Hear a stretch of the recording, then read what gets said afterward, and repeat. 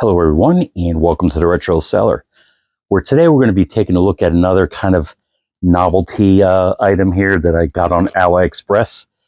This being the Family Pocket Bookshelf Retro TV, which also comes with a NES style wireless controller.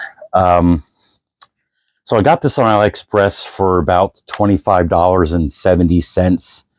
I've seen it elsewhere on AliExpress for between 25 and 30 some dollars. I'm sure they'll have it on like Temu and Banggood and maybe even on eBay. I'm not sure. But anyway, it's not that expensive, nor should it really be, actually. So let's talk about some of its specs.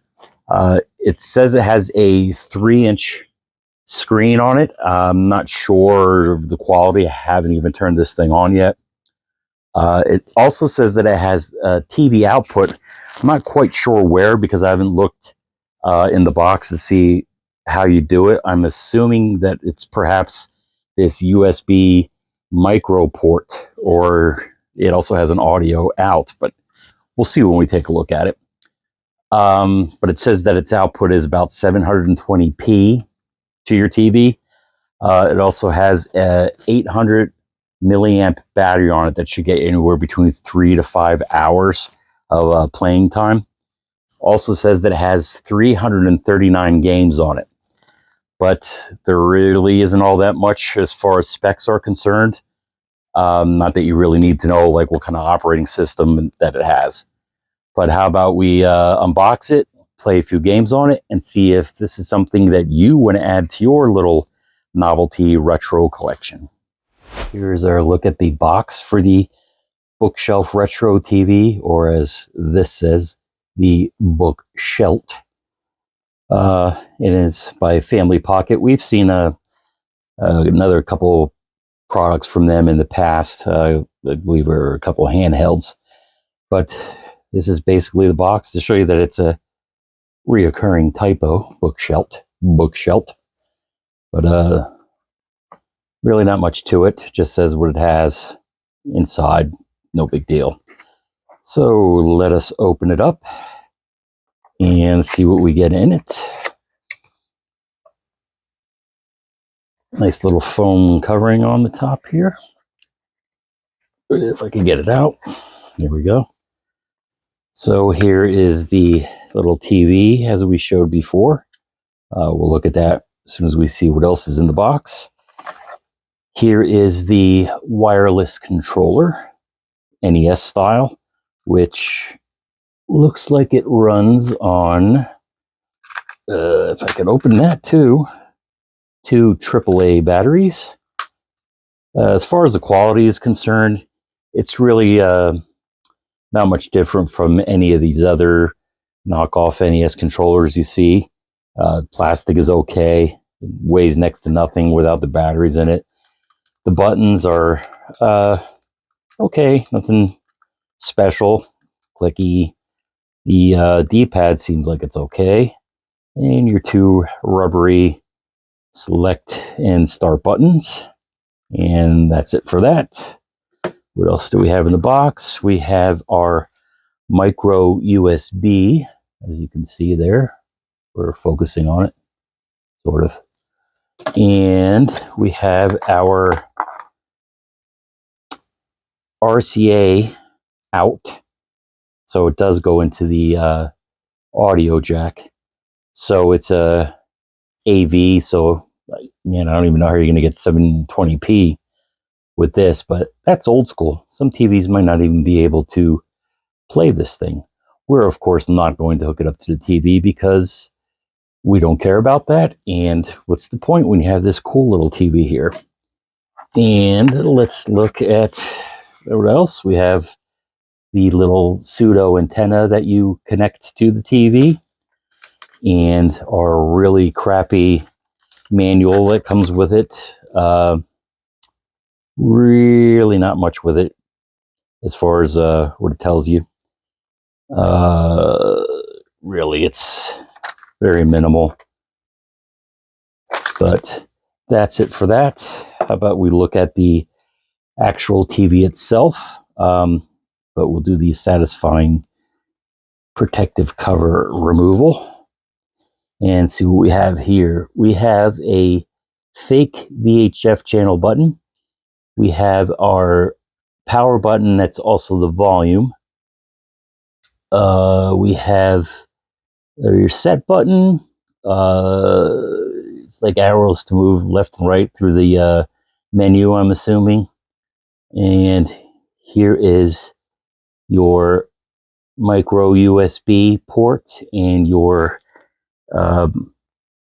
audio out. Well, it says AV out, so actually it looks weird, but yeah, it's AV out. And that's where your battery is. So it says in the instructions that you should charge it for 3 to 6 hours before you play it. I charged it for about an hour and a half, and as you can see when you turn it on, it does not hold the charge.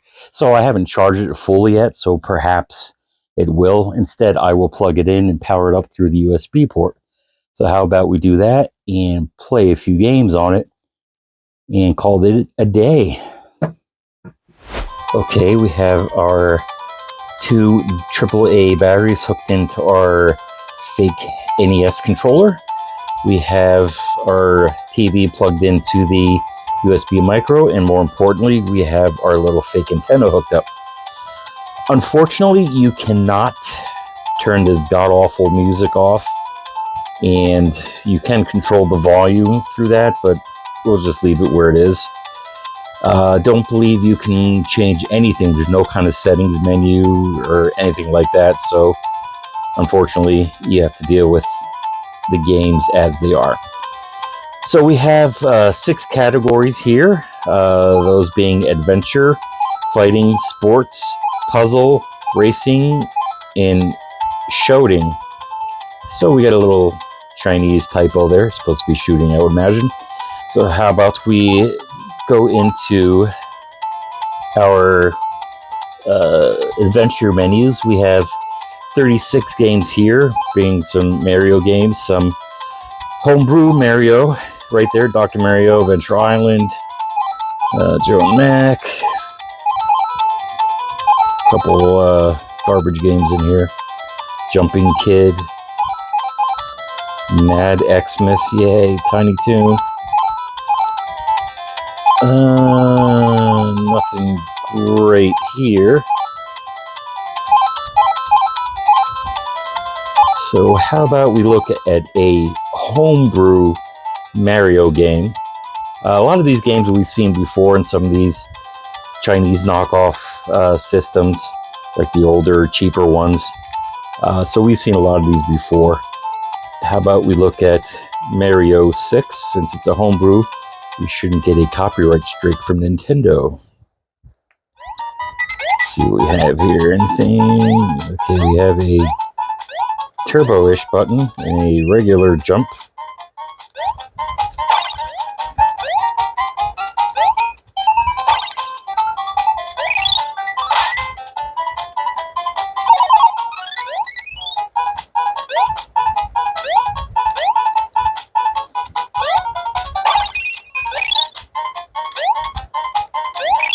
Controller is actually pretty good on this, and for a homebrew Mario game, this actually isn't too bad, believe it or not.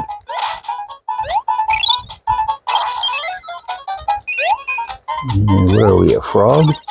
Looks like it.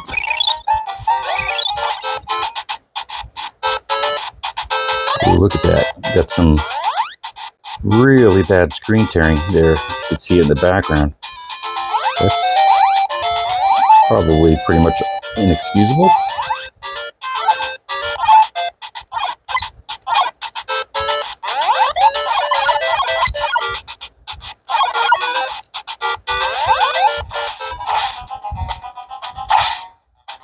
And it's really hard to see any of the characters with that background. See, I just hit one, didn't even know it was there.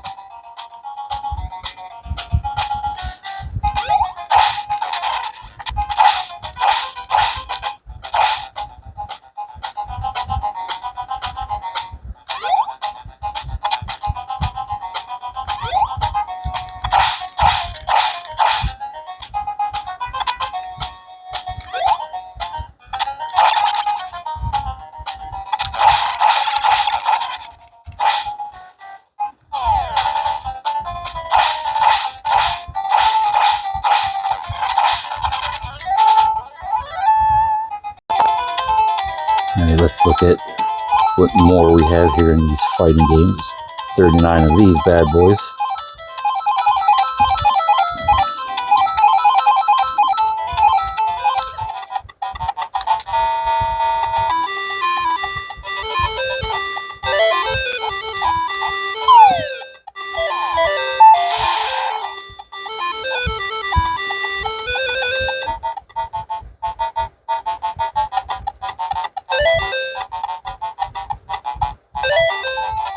Right now we're looking at some sports games. There's, what does that say, 25? Indiana Jones, how's that sports?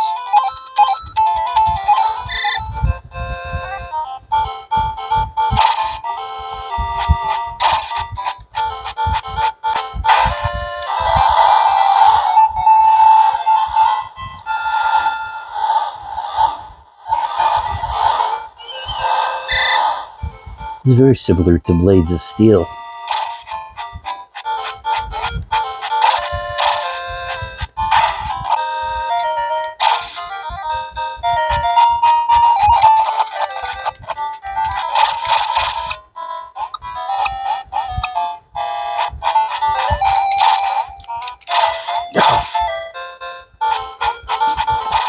How about we see what kind of shooting games they have? Contra Fantasy Zone. Oh, that's cool. Got 42 shooting games.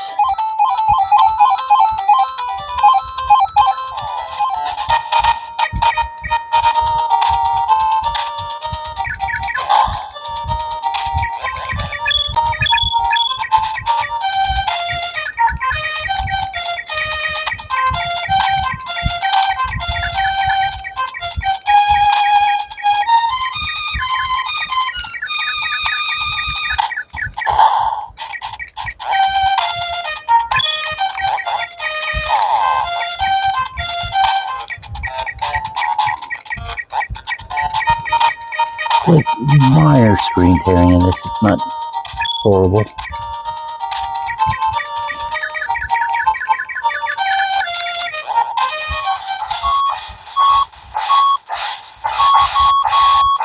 But again, I'm really surprised at this controller, how decent it is.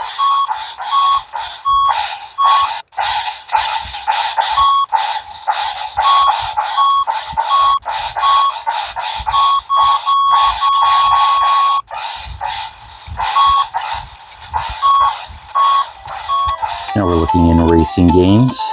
We have 23 or 25 of those. Can't quite see what that is.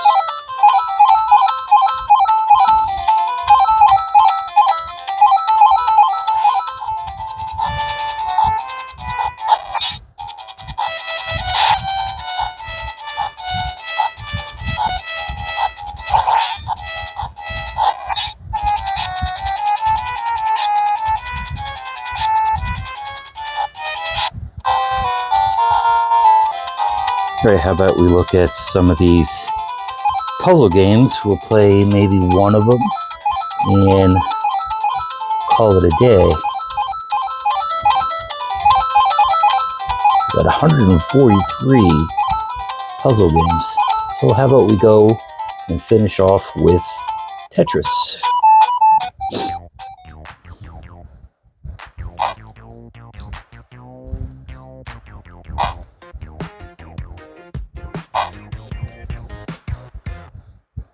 Yeah, that's Tetris. And how about we call this a day and wrap this video up. That was our look at the Family Pocket Bookshelf Retro TV. As far as these novelty gaming things that I have a tendency to get, that of which there are a plethora of them out there. In fact, I have another one similar to this that I got at Five Below for about $10, although this is like 200 homebrewish games. I'll probably be reviewing this in the future. But overall, this isn't bad. It's kind of neat. It does have a nice little retro look to it. Screen could be a little bit better. It's not IPS, but I wouldn't expect it to be. Got to kind of look at it straight on. If you look at it at an angle, it gets washed out a little bit. The controller was surprisingly really good. There was no lag. It was pretty responsive. You know, it felt like a legit NES controller. The game selection, a little bit of homebrew stuff, but it really wasn't that bad. Had the screen tearing issues, but it, you know, isn't a game killer to me. So overall, I would recommend this. It'd be neat to put on display and take with you to, you know, vacations or what have you. And so I guess I would recommend it. That should do it, however, for this video. Please like, comment, and subscribe, and we'll catch you in the next one.